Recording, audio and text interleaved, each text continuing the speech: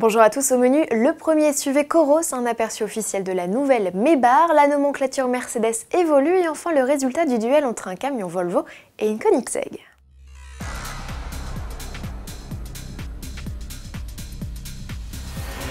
Du nouveau chez Coros, à l'occasion du salon automobile de Canton en Chine, le 20 novembre, le constructeur chinois présentera son tout premier SUV, ou plutôt son tout premier modèle baroudeur, car le 3 City SUV s'apparente plus à une version tout chemin de la compacte de la gamme, la Coros 3 Hatch.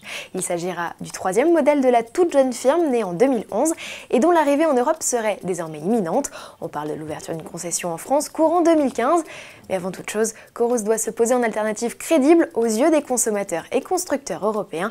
Pari quasi réussi puisqu'il est le premier constructeur chinois à avoir décroché 5 étoiles au crash test européen.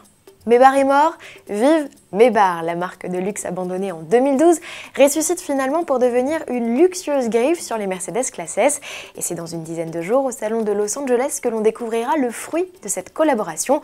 En guise d'amuse-bouche, Mercedes-Maybach a publié un cliché de l'habitacle avec ses sièges séparés, inclinables et en cuir molletonné.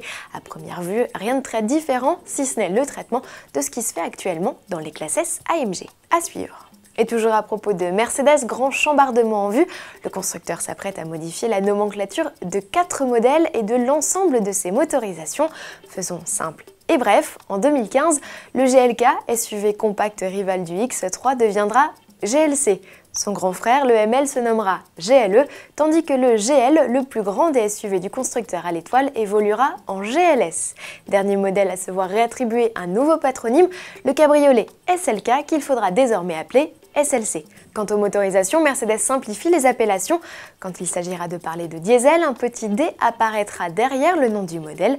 Le E qualifiera les électriques et hybrides rechargeables, tandis que le C, le F et le H feront référence respectivement aux modèles gaz naturel, pile à combustible et hybride non rechargeable. Les appellations sans lettres désigneront, elles, les versions essence.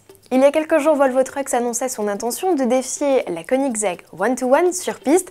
La confrontation a bien eu lieu sur un circuit vallonné de Suède, la preuve en images.